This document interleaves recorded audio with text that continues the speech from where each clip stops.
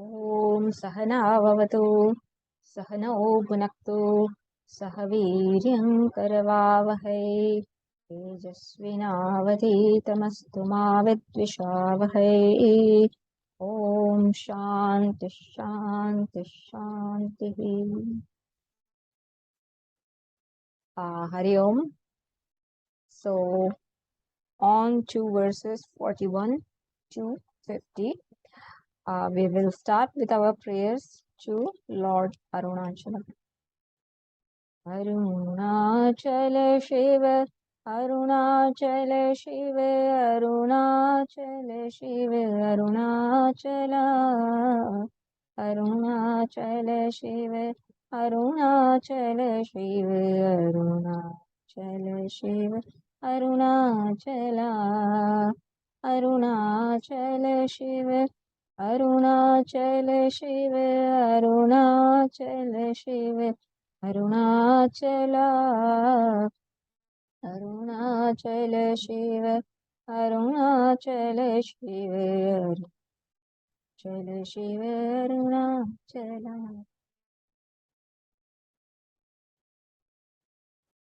So let's start with these verses. So why don't we chant verses 41 to 50 first, and then we will go over each of these verses. Not finding the flower open, thou didst stay no better than a frustrated bee, O Arunachala. Thou hast realized the self even without knowing that it was the truth. It is the truth itself. Speak thus, if it be so, O Arunachala, that each one is himself reality itself. Thou wilt of thy nature show, O Arunachala.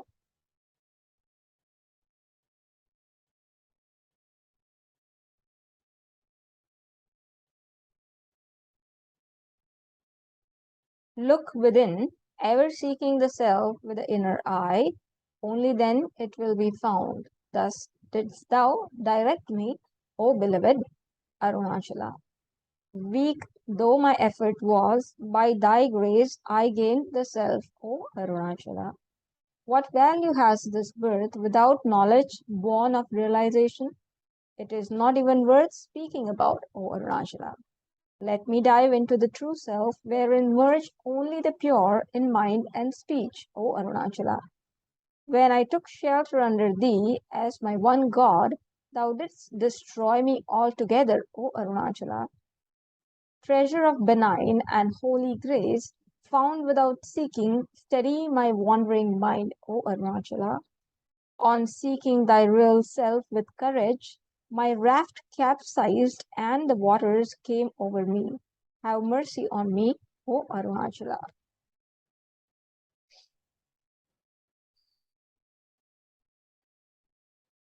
So, verse 41 here says, what does a bee do? He looks for an open flower. If the flower is not open, it hovers above it, but it cannot enter. So it it gets frustrated that this flower is not open and it cannot dive in. So here the commentator says that when does a flower bloom? At sunrise, the flower or lotuses, they bloom. And then the bee enters the flower to suck the nectar to drink the honey. But if it is not open, it hovers about and goes elsewhere. So the devotee here tells Arunachala, why are you being helpless like a bee? You have got all the power to open a flower. You are like that sun. In thy presence, the flower, even if it is not open, by your wisdom, it will be open. So why don't you open my heart? Um, why don't you open my heart and make my heart mature enough so that it blooms? Why don't you do that? So Arunachala, you are the son of wisdom, possessing the power to make the heart lotus of the devotee open or blossom. The devotee soul tells the Lord she will not accept the excuse that her heart has not opened. To make the heart mature is not beyond your power, Arunachala. How could you behave like a bee while you are the very sun who opens the flowers? So please don't come up with excuses, but open this flower, open um, this heart of mine, so that it sees the vision, it receives your wisdom and sees the truth. Then thou hast realized the self even without knowing that it was the truth. It is the truth itself. Speak thus if it be so, O Arunachala. So, what is being said here? That usually the knowledge is gained by Mahavakya, Tattvamasi. But here, the grace of Lord is praised. That the truth of non-duality cannot be realized without the teaching of Mahavakya. Yes, that is very well known. But to me, to this Bhakta, to this Raman Maharshi, the Bhakta, this teaching has come how? By pure grace of Lord, by pure grace of Arunachala. The Advaita Anubhava cannot come to one without the grace of God, says the commentator. And even the taste for non-duality, Advaita, arises only because of God's grace alone. And this devotee rejoices this very fact that she has been granted the vision of truth by God out of his abundant love. So, it is the love of Arunachala, the grace of Arunachala, which is being praised here. That yes, people say by Mahavakya you will get the wisdom, but Arunachala, it is just by your grace and by your love that I have known the truth. Then the verse 43, that each one is himself reality itself, thou wilt of thy nature show, O Arunachala. So, that each one is himself reality itself. So, how does Lord reveal his true nature? As the self of all. Only when we have realized the self as the self of all, it is known to be Jnanam, the real truth. Now, the manifestations of Lord as limited forms, they do not constitute ultimate truth. We may worship Lord in a certain form as Vishnu or Rudra or a Devi, but that is not the complete truth. Only when we are able to see the self as self of all, that is the reality, that is the truth. So even after describing the various vibhutis in Bhagavad Gita, Lord says in chapter 10 that he is the one seated in the heart of all beings. How? As the very self. Now the same concept is also being explained in Panchadashi. I don't know if this is going to make complicated or simple, but I will try. The commentator has brought one of the discussion that is being discussed in Panchadashi, uh, how self is the basic reality of everyone. So we may use different sentences, and as most of you will know, in Sanskrit we have Prathama Purusha, Madhyama Purusha, and Uttama Purusha. So the first person, second person, third person. So we for Prathama Purusha, we say Saha or he, she, it is that Prathama Purusha. Madhyama Purusha is you. You will become Madhyama Purusha, and Uttam Purusha is I. So when I use any of these, uh, how self is involved in all of this, that is being explained there in quite detail. Here it is being summarized, the commentator summarizes it, that just for example, take an example, take three sentences. Devadatta himself goes. So Devadatta and himself. You yourself see. You and yourself. I myself am not well. So in all these sentences, though we are talking about Devadatta, in another sentence we are talking about you, in third sentences I am talking about I. But when we say Devadatta himself, you yourself, I myself, then in all of this, Swatvam remains constant. The selfness remains constant. The selfness of Devadatta remains constant. And so it is that self of Devadatta which goes. The selfness of you remains constant. So it is the selfness of you who sees. And the selfness of I remains constant, by which I say I am not well. So this swatvam is constant, and this swatvam is what is called self. So that is the self of all. This is how it is explained in Panchadashi. How our true nature is the self of all. The self of all is the same.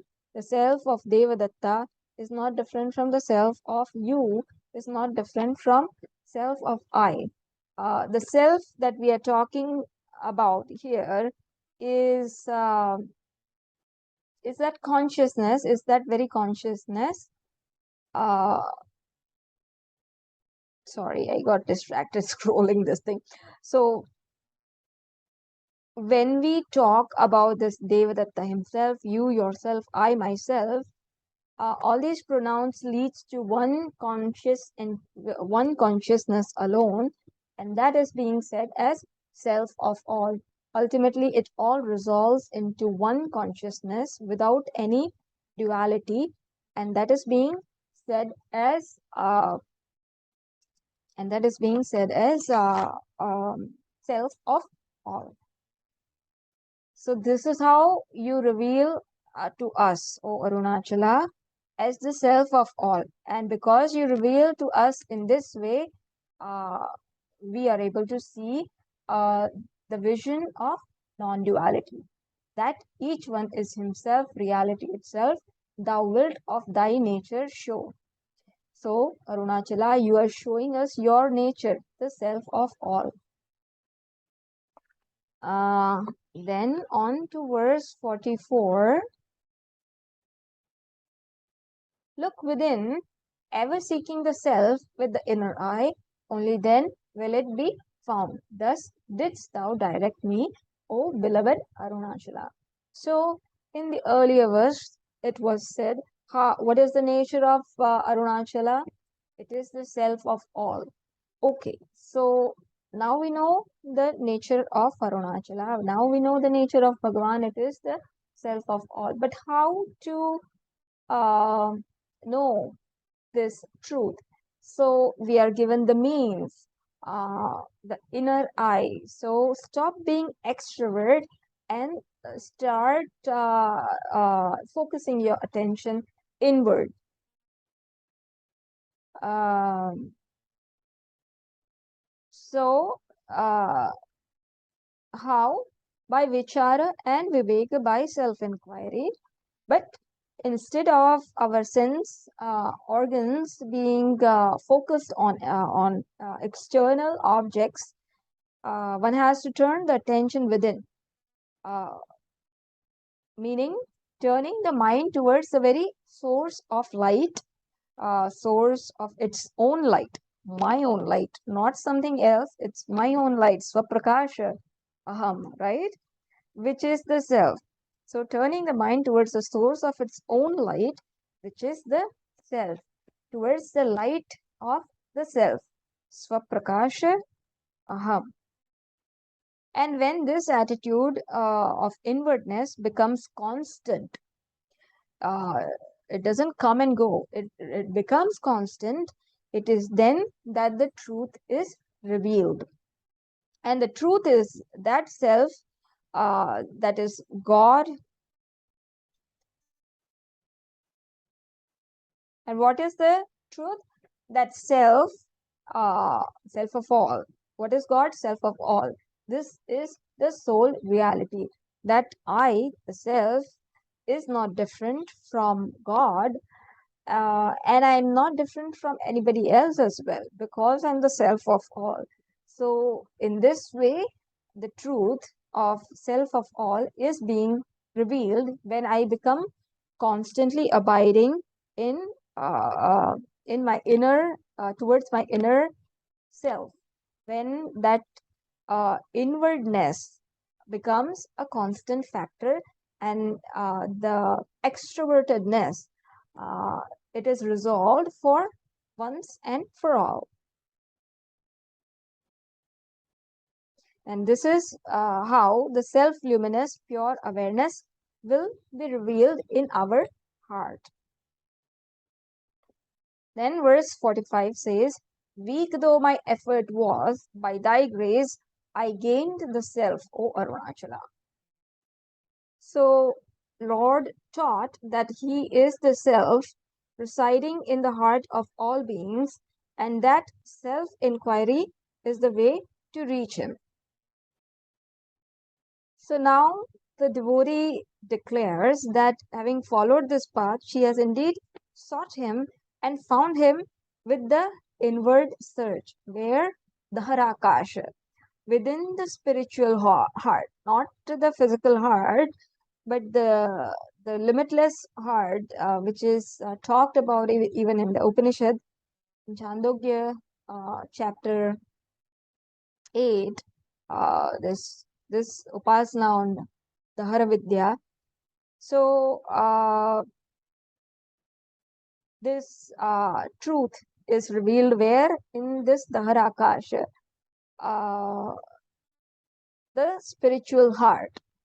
How the Brahman is realized as the very self, Arunachala is realized as the very self here. So, was he not there before? No, he was always there. Arunachala Bhagavan is always there. But now that I have become inward looking, I realize it. Now the soul, so far it was unaware of the truth, of the presence of Bhagavan, of Arunachala, because of ignorance.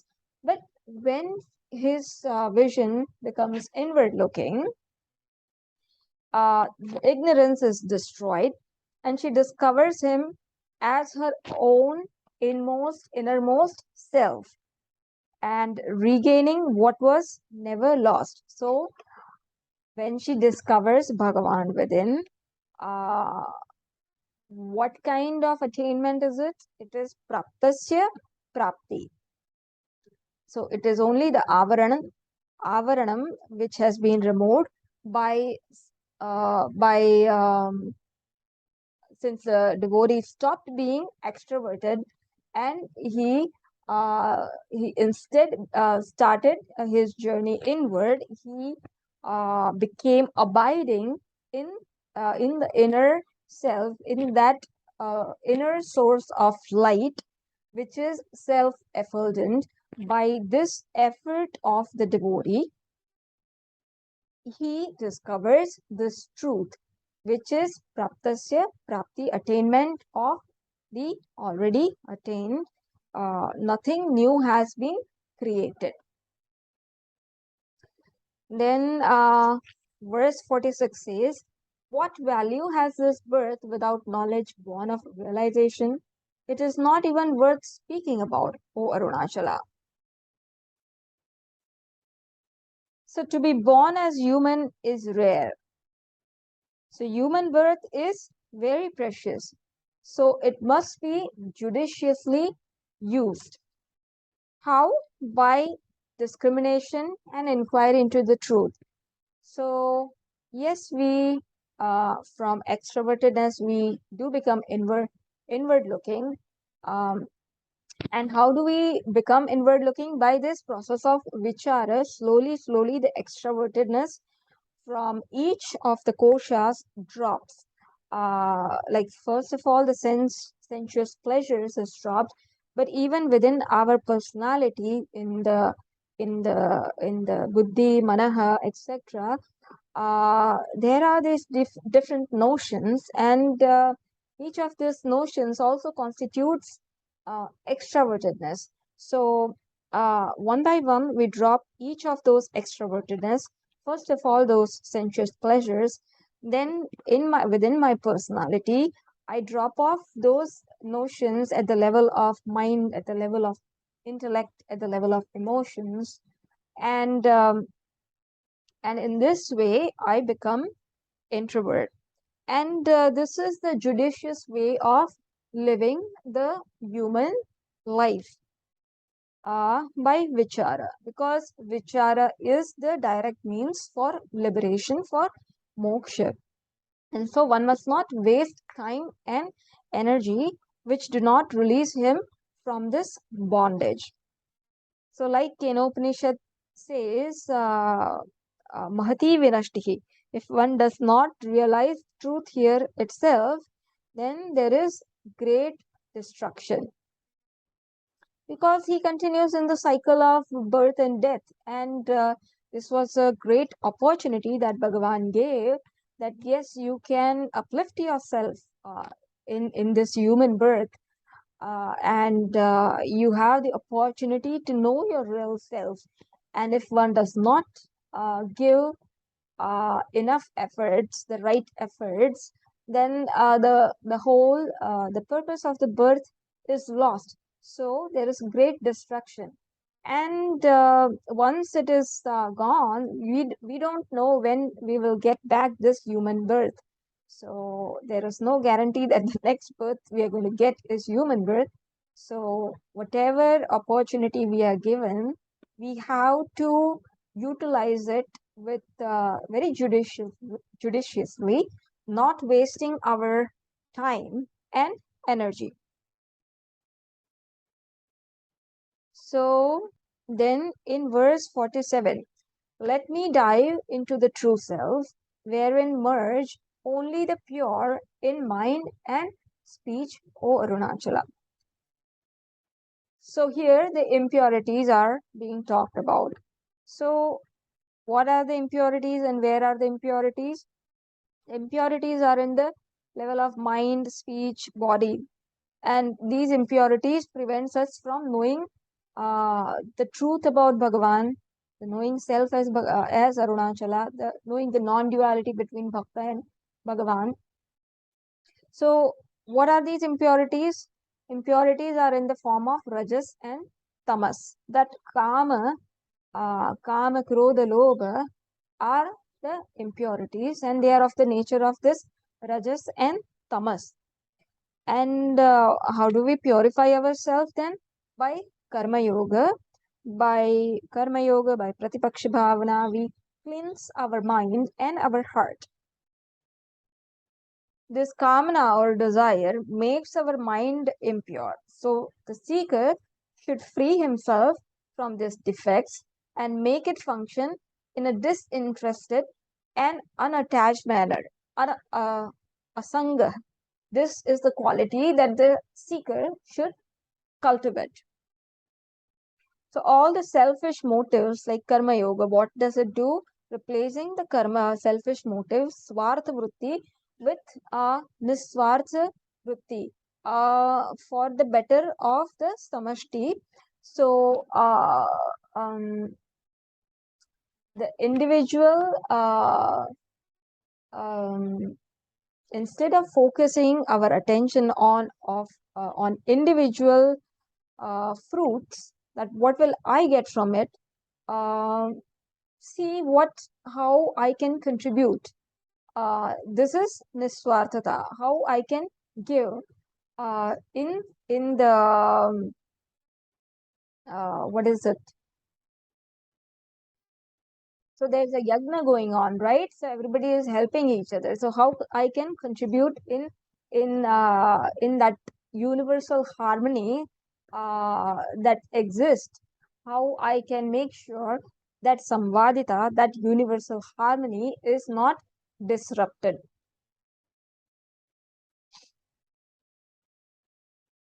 So selfish motives, the devotee, a bhakta, should give up. This is the way to purify the mind and the heart. And then the saints are talked about. The Tikakar here says even devotion to Bhagavan, to God, should as well be unselfish.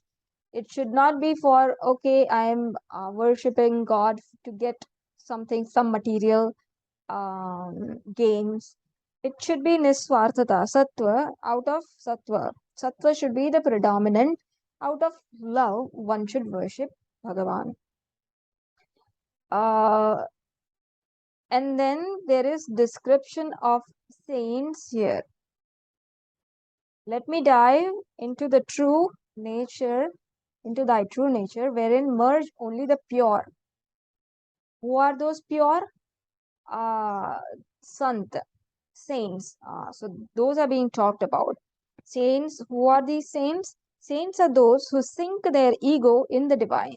So, meaning they have become one with uh, the Almighty, who has become one with the Bhagavan, who has become one with Arunachala, whose ahankara uh, will, has been destroyed or merged. Merged is the right word, I think. Merged into the samashti, into the divine. So the devotee prays uh, for his grace, and the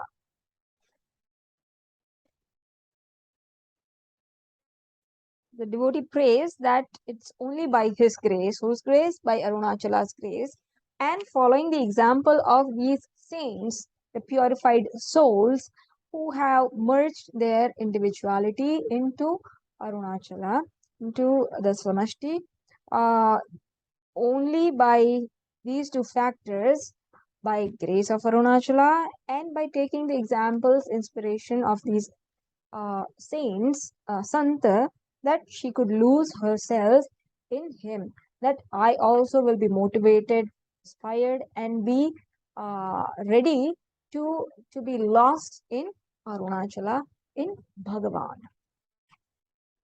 So then, verse 48, when I took shelter under thee as my one God, thou didst destroy me altogether. So what happened was devotee approached Bhagavan. How? Thinking that Bhagavan is other than me. But as the devotion matured, the distance between the soul and God, between Bhakta and Bhagavan, it progressively got reduced. And when there is complete self surrender by the soul, Sharanagati, when that complete Sharanagati happens, then what happens? The soul discovers that Advaita between Bhakta, between Bhagavan and himself or herself here. So that Advaita is realized, and Advaita is the rasa, the happiness, the joy of the union with God, who is actually not different, uh, but the devotee, because of ignorance, he or she thought that Bhagavan is different from me. But in the wake of knowledge, this ignorance is removed, eliminated, and the devotee gets established in this vision that I am indeed Arunachala. I am not different from Arunachala. Arunachala is right here. It is not there. It is not in front of me. It is right in my heart. This is the way the Bhakta realizes the Bhagavan in his or her very heart. So, who is Arunachala? Arunachala is Hara, destroyer of all that is limited and divisive. Anything that causes this Bheda Vritti, it destroys that. This is what Arunachala does. Then 49, treasure of benign and holy grace, found without seeking, steady my wandering mind, O Arunachala. So I think there is another reading to this.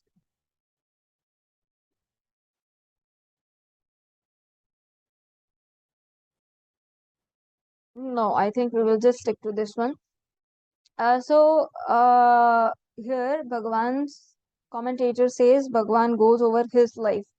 How Bhagwan's own life experience, how he got attracted to Arunachala early in his life by the very mention of Arunachala. Uh, some of his relative were approaching him and sorry, I got distracted. So, Bhagavan's own life experience, how early in the years, uh, one of the relatives was visiting, and there was this mention of Arunachala, and by this very mention of Arunachala, Bhagavan was drawn to it. Um, so it was as if Arunachala is was calling him as if Bhagavan was attracting him towards him like a magnet. Uh, so how he got attracted by the very name Arunachala. And after coming to to Tiruvannamalai, Bhagavan never left and he never felt the need to leave that place. And this is where he never felt the inclination to leave. Arunachala was all for him all through those years, and he felt that Arunachala and he and him were not different. He felt that non-duality between Arunachala and himself. So Bhagwan and Bhakta, so the Bhakta here makes the Jiva think of the grace which has been drawn her irresistibly towards him. The grace of Arunachala, on account of which it he was irresistibly drawn towards Arunachala, towards this place, Tiruvannamalai. So, in this way, Lord is described as treasure of benign. So, Lord is truly the true wealth which alone can remove the inner poverty of the soul. And what is the inner poverty? That limitedness, that sense of limitedness, and the sense of division, that bhed bhava, the bhed bhavana or bhed bhav. This is the poverty, the inner poverty of the jiva, of the soul. And only value, highest value for devotee is the grace of Lord, the grace of God. Having attained it, he longs for nothing else.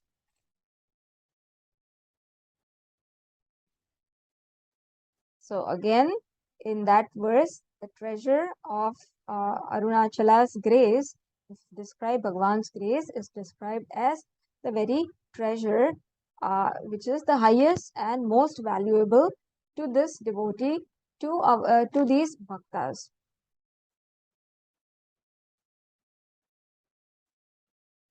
And then it is also being said, steady my wandering mind.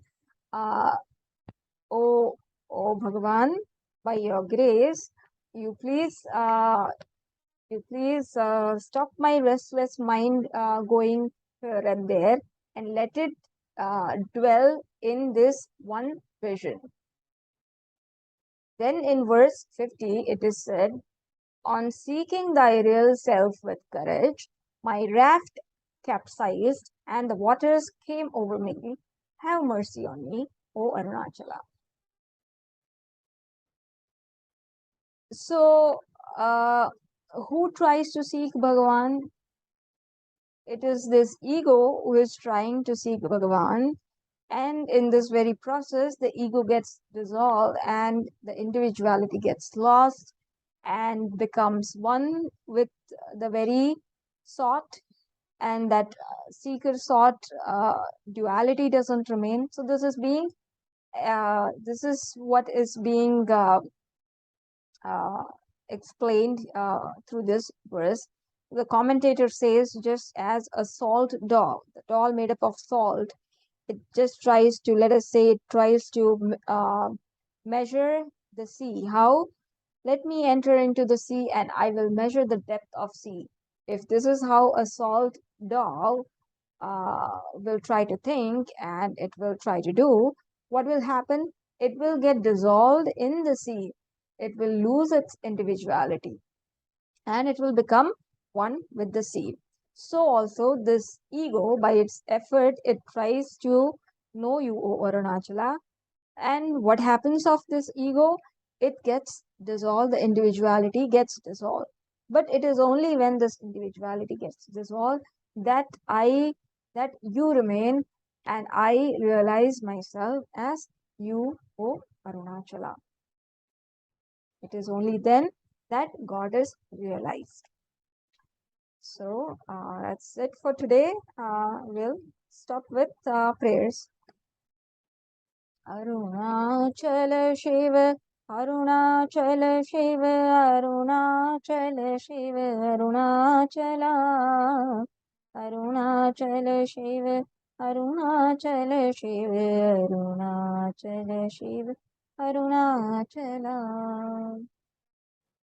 ॐ पूर्णमदः पूर्णमिदं पूर्णात् पूर्णमुदच्यते पूर्णस्य पूर्णमादाय पूर्णमेवावशिष्यते ॐ शान्तिः शान्तिः शान्तिः हरि ओम श्रीगुरुभ्यो नमः हरि ओम।